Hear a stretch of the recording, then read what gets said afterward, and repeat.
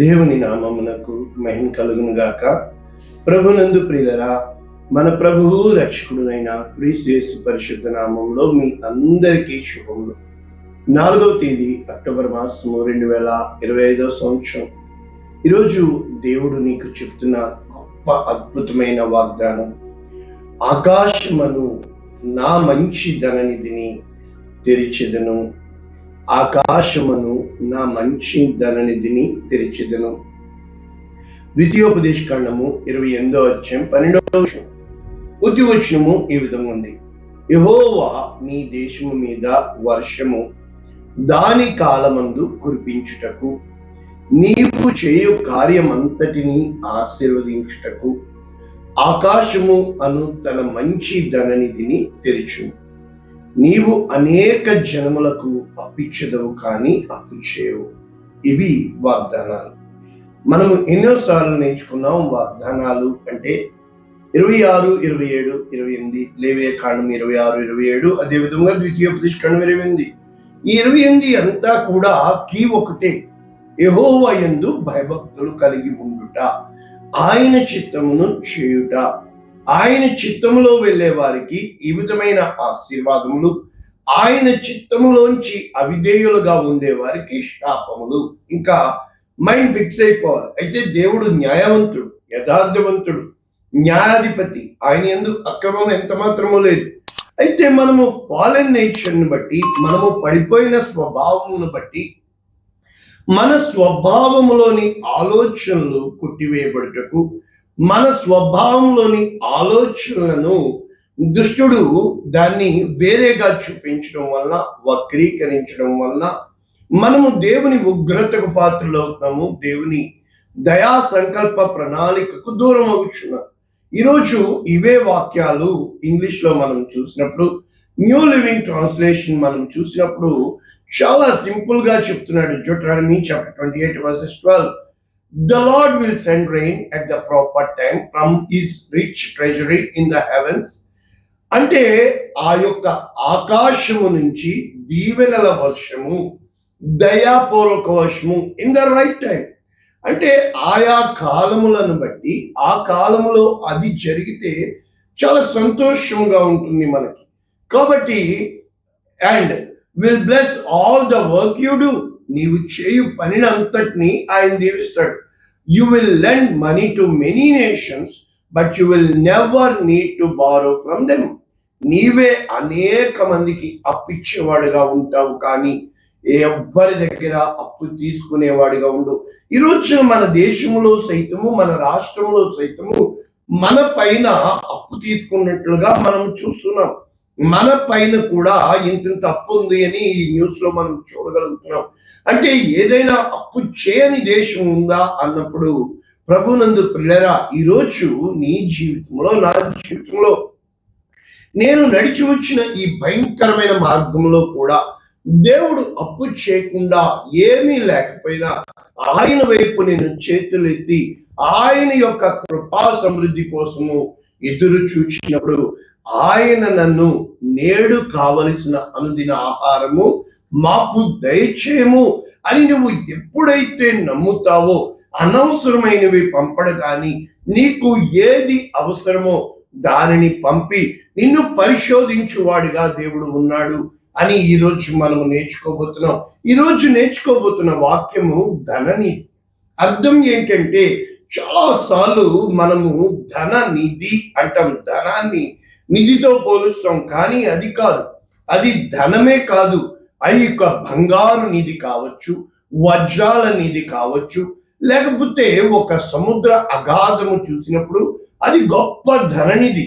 మనము పైన నీళ్లు కాలు తడుపుకొని వస్తాము, పైన చేపలు పట్టుకుంటాం, కానీ ఆ అగాధంలోనికి వెళ్ళినప్పుడు అక్కడ రంగురంగుల చేపలు, వజ్రాలు, వైడూర్యాలు, ముత్యాలు, పగడాలు మనకి దొరికినట్లుగా చూస్తున్నాం. అంటే మన జీవితంలో, ఆత్మీయ విశ్వాసంలో, ఈ ఆత్మీయ పోరాటంలో, ఆత్మీయ ప్రయాణంలో నీవు ఏ రోజునైతే ఆ లోపలికి వెళ్తావో, ఈరోజు మనం నేర్చుకోబోతున్న వాక్యము ద్వితీయ ఉపదేశకాండము 28వ అధ్యాయము ఆ యొక్క 13వ వచనంలో కీవర్డ్స్ ఉంటుంది. ఏమని? నేడు నేను మీకు ఆజ్ఞాపించు మాటలన్నిటిలో దేని విషయములోనూ కుడికి గాని ఎడమకు గాని తొలగి ఎప్పుడైతే దేవునికి అవిధేయతగా ఉంటావో అక్కడి నుంచి భయంకరమైన శాపములు రాయబడినట్లు అది చదవడానికి కూడా భయంతో మనం కనుక ద వెరీ కీవర్డ్స్ ఏంటంటే దేవుని యందు భయభక్తులు. మనము లోతైన వాక్యాలు నేర్చుకుంటే లూకాసు వార్త 6వ అధ్యాయము 45వ వచనం, సజ్జనుడు అంటే మంచివాడు తన హృదయము అను మంచి ధననిధిలో నుండి మంచి విషయములను బయటికి తెచ్చును. కనుక మంచివాడి హృదయము ఈజ్వల్ మంచి నిధి. అదే విధంగా దుర్జనుడు చెడ్డవాడు తన చెడు ధననిధిలోంచి చెడ్డ విషయములను బయటికి తెచ్చును. కనుక ఒకని హృదయము నిండి ఉన్న దాన్ని బట్టి నోరు మాట్లాడు. కనుక అవుట్పుట్ ఏంటి? నోరు. ఏ రోజునైతే నీ నోరు అవుట్పుట్ గా ఉంటుందో, ఇంకా చెప్పొచ్చు అంటే మీకు అర్థం అవడానికి ఇక్కడ దేవుని యొక్క వాక్యము సామెతలు మనము చూసినప్పుడు ప్రభువునందు ప్రియులారా, దేవుని యొక్క వాక్యము స్పష్టంగా చెబుతుంది. ఏమని చెబుతుంది? నీ నోరు జీవపు ఊట, నీతిమంతుని నోరు జీవపు ఊట. కనుక సామెతలు 4వ అధ్యాయము 23వ వచనం, నీ హృదయము నుండి జీవధారలు బయలుదేరును. కాబట్టి అన్నింటికంటే ముఖ్యంగా నీ హృదయమును భద్రముగా కాపాడుకునుము. ఎంత మాత్రము మూర్ఖపు మాటలు, కుటిలమైన మాటలు నీ నోటి నుంచి రానివ్వవద్దు అని చెప్పి మనము ఇక్కడ చూడగలుగుతున్నాం. అదే విధంగా సామెతలు 2వ అధ్యాయంలో ఎలా వెతకాలి అంటే, జ్ఞానము కోసం నువ్వు మొర్ర పెట్టాల, తెలివి కోసం బుద్ధి కోసం నువ్వు మొర్ర పెట్టాల, వెండిని వెతికినట్లు వెతకాల, దాచబడిన ధనము అదే నిధి అన్నమాట, వెతికినట్లు వెతకాల. అప్పుడు యెహోవా యందు భయభక్తులు నీవు నేర్చుకుంటావు. అందుకనే భక్తుడైన దావీదు చెప్తున్నాడు, నీ ఎదుట నేను పాపము చేయకున్నట్లు నా హృదయంలో నీ వాక్యమును నేను భద్రపరుచుకుని ఉన్నాను. ఇక్కడ మనము సామెతలు 10:11 చూసినప్పుడు, నీతిమంతుని నోరు జీవపు ఊట, భక్తిహీనుల నోరు బలాత్కారం. కనుక నీకు శ్రమ కలిగిన, నీ మీదకి ఎంత ఆయాసకరమైన స్థితి వచ్చినా జీవమును ప్రకటించే మాటలు రావాలి తప్ప శపితపూరితమైన మాటలు కానీ మరణమును గూర్చిన మాటలు కానీ రాకూడదు. కనుక దేవుని విలువైన సొత్తు ఎవరు? నీవు నేను. ఆయన నీ నుండి నా నుండి కోరేదేంటి? మన హృదయం. కనుక నీవు నా సొత్తు, నేను నిన్ను వెలపెట్టుకుని ఉన్నాను అని చెబుతూ చీకటిలో నుండి ఆశ్చర్యకరమైన తన వెలుగులోనికి పిలిచిన వాని గుణ అతిశయములను ప్రచురించుటకు ఏర్పరచబడిన వంశము, రాజులైన యాజక సమూహము, పరిశుద్ధమైన జనము దేవుని సొత్తు. కనుక దేవుని ధననిధి ఈజ్వల్ నీ హృదయం. ఏ రోజునైతే నీ హృదయము దేవుని యందు ఉంటుందో, అందుకని పౌలు ఏమంటున్నాడు? ఫిలిప్పీయులకు రాసిన పత్రిక 3వ అధ్యాయం 7వ వచనంలో, ఏవేవి నాకు లాభకరములై ఉన్నవో క్రీస్తు యేసు యొక్క జ్ఞానము పొందుకొను నిమిత్తము సమస్తము నష్టముగా ఎంచుకుంటున్నాను. కనుక నీతిమంతుడు ఎవరు అంటే, క్రీస్తు యేసు కూర్చిన జ్ఞానము సంపాదించు, బుద్ధి జ్ఞానముల సర్వసంపదలు క్రీస్తు యేసునందు ఉన్నట్లు మనము చూడగలుగుతున్నాం. ఈ రోజున మన జీవితంలో ఎన్నో విషయాల్లో ఈ విధముగా పైన కింద అవుతున్న మనకి క్రీస్తును వెతికే వారముగా ఉన్నప్పుడు క్రీస్తును సంపాదించుకోవడమే నీతి గల ధననిధి అని దేవుని యొక్క వాక్యం చెప్తుంది. కనుక పౌలు కొరింథీయులకు చెప్తూ, ఈ మట్టి ఘటములలో మాకు గొప్ప ఐశ్వర్యము కలదు, కనుక మేము బాహ్యమైన వాటిని చూడము కానీ అంతరంగములో దేవుని హృదయాన్ని మేము పొందుకోగలుగుతున్నామా? అందుకనే సొలొమోను మహారాజు ఈ సామెతలు 8వ అధ్యాయంలో దేవుని జ్ఞానము కోసము రాస్తూ, నన్ను ప్రేమించు వారిని నేను ప్రేమించున్నాను. చాలాసార్లు దేవుడు అందరినీ ప్రేమిస్తున్నాడు, కరెక్టే, కానీ నువ్వు ప్రేమిస్తున్నావు? అవునండి అంటున్నాం. నిజంగా నాకు తెలుసు ఎంతో మంది క్రైస్తవులు కానీ గుర్తు పెట్టుకోండి, క్రైస్తవులు అన్న వాళ్ళందరూ బైబిల్ చదివారనుకోండి, క్రీస్తును ఎరిగిన వారు అవుతారు. కనుక మేము మా యొక్క అనుభవంలో ఎక్కువ మంది చదువులేని వారే ఇక్కడ కువైట్లో తెలుగు వారు ఉన్నట్లుగా నేను చూడగలుగుతున్నాను. నా అనుభవం. కనుక వీళ్ళు ఎప్పుడు బైబిల్ చదవలేదు. మరి అటువంటిప్పుడు నీవు దేవుని ప్రేమిస్తున్నావు అంటే బైబిల్ చదివచ్చిన వారికేనండి? కాదు సుమా. నీవు జ్ఞానము వెతికినట్లు, దేవుని వెతికినట్లు, దేవుని వాక్యము ఆడియో బైబిల్ ఉంది, వినగలుగుతున్నావా? ఎవరైతే దేవుని వాక్యం క్షుణ్ణంగా 100 సార్లు చదువుతారో వాళ్ళు గొడవలకి పోరు. వారి హృదయంలో, నా హృదయమందు నీ వాక్యమును నేను భద్రపరుచుకుని ఉన్నాను. యవనస్తులు దేని చేత తమ నడత శుద్ధి చేసుకుందరు? నీ వాక్యము చేత దానిని బాగుగా. ఎప్పుడైతే దేవుని వాక్యమే ధననిధి, దేవుని యొక్క నోటి మాటతో లేని వాటిని ఉన్నట్టుగా పిలిచి దేవుడు. అక్కడ చేపలు లేవు, ఆయన పలికాడు చేపలు వచ్చినాయి. అక్కడ చనిపోయారు, ఆయన పలికాడు జీవం వచ్చింది. అక్కడ రోగం ఉంది, ఆయన పలికాడు స్వస్థత వచ్చింది.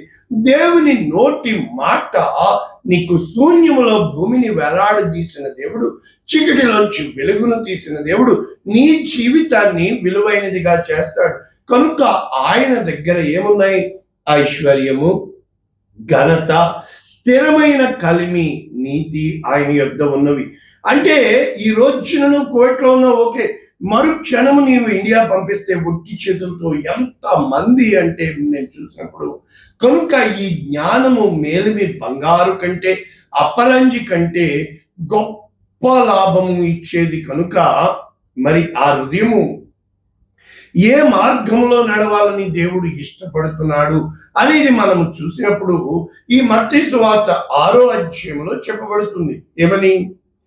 పరలోకమందు మీ కొరకు ధనమును కూర్చుకొనుడి, అక్కడ చిమ్మిటైనను తుప్పైనను దానిని తినివేయదు, దొంగలు కన్నము వేసి దొంగిలించు.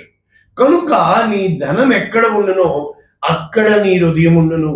దేహమునకు దీపము కన్నే గనుక నీ కన్ను తేటగా ఉండిన ఎళ్ళ దీ దేహమంతయు వెలుగుదై ఉండును. కాబట్టి ఇక్కడ చెప్పబడుతుంది, ఎవడు 2 యజమానులకు దాసులుగా ఉండనేరడు, ఒకని ద్వేషించి ఒకని ప్రేమించును. కాబట్టి ఒకని పక్షముగా ఉండి ఇంకొకని తృణీకరించును.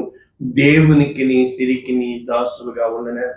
ఏ రోజునైతే నీవు నేను అన్ని ఒకటే కదండి, అంతా కదండి, కాదు సుమా. నీ యొక్క హృదయములో నీ యొక్క దేనికి స్థానం ఇస్తున్నావు? Major, minor. అయితే ధనము వైపైనా వెళ్ళిపో, ధనముతో నీ హృదయాన్ని నింపుతావు. లేదా గుణము వైపన్నారా, గుణముతో నీ హృదయాన్ని నింపుతావు. కనుక ఇవి ధనము ఆశ్రయాస్పదమే, అదే విధముగా గుణము ఆశ్రయాస్పదమే. అయితే ధనము అయిపోయాక ధనాన్ని దొంగలు దొంగిలించిపోతారేమో, కానీ గుణాన్ని మాత్రము అంతకంతకు ఆ నిధి పొంగి పొరలేదిగా ఉంటుంది.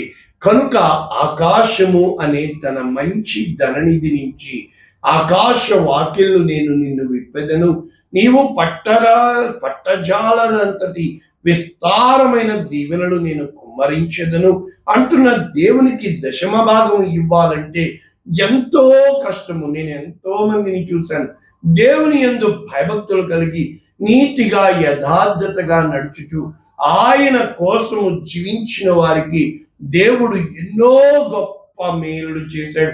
ఈరోజు వాక్యము తిప్పేస్తున్న నీవు నీ సాక్ష్యాన్ని తిప్పుకోగలవా?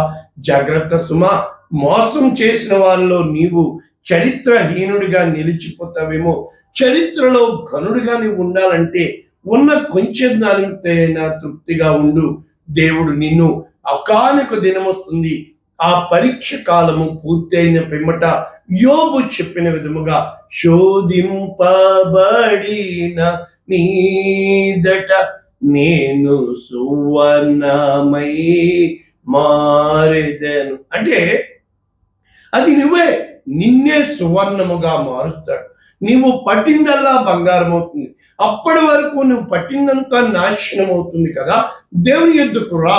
వెండి నాది, బంగారం నాది, ఈ లోకము నాది, దాని నివాసులు నా వారు, భూమి నా పాదపీఠము, ఆకాశము నా సింహాసనము అంటున్న దేవుడు, అలనాడు మన్నాను కురిపించిన దేవుడు, బండల నుండి జీవ జలధారలను ప్రవహింపచేసిన దేవుడు, ఏలియాకి తన దూతను పంపి ఆహారము పెట్టిన దేవుడు, ఈ రోజున నీ కోసము చేయగలడు.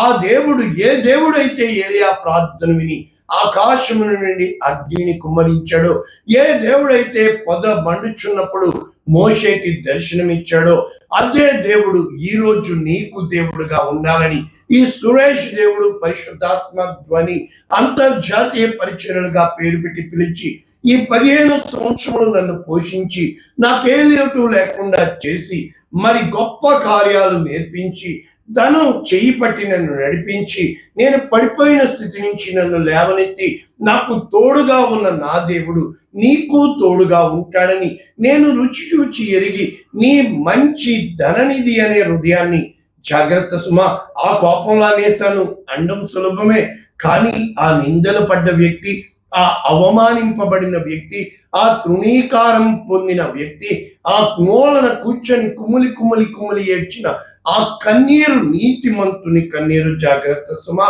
దేనికి వాగుతున్నావో, దేనికి మాటలు వేస్తున్నావో. కుటిలమైన నాలుక, సాత్వికమైన నాలుక జీవవృక్షము, దానిలో కుటిలత ఉండినలా ఆత్మకు భంగము కలుగును. కనుక నీ ఆత్మ నీ మీద నేరారోపణ చేయను. కాబట్టి ఎప్పుడైతే నీ హృదయాన్ని భద్రముగా కాపాడుకుంటావో, అందుకనే యేసు క్రీస్తు ప్రభుల వారు చెప్పుతూ, బయట నుంచి లోపలికి వెళ్ళేది మనిషిని అపవిత్రునిగా చేయదు, కానీ మనిషి హృదయంలోంచి బయటికి వచ్చేది అనగా కుతంత్రాలు. ఎందుకులేండి, ఈ రోజున ఏ ధననిధిని నువ్వు తెరుస్తున్నావు, ఏ నిధిని నువ్వు ఓపెన్ చేస్తున్నావు, ఏ నిధి నీకు కలిగి ఉన్నావు? దేవుని చేత, నా తండ్రి చేత దీవించబడిన వాడా, ఆశీర్వదించబడిన వాడా, లోపలికి రమ్ము. నా తండ్రి చేత దీవించబడిన బలానమ్మకమైన మంచి దాసుడా, నీ కొరకు సిద్ధపడిన వాటిలో వచ్చి పాలి భాగస్థుడు కమ్ము అని దేవుడు నీకు నాకు చెప్పేటట్లుగా మన సాక్ష్యము ఉందును గాక. ఈ రోజు నుంచి మన హృదయాలు భద్రపరుచుకుందుము గాక.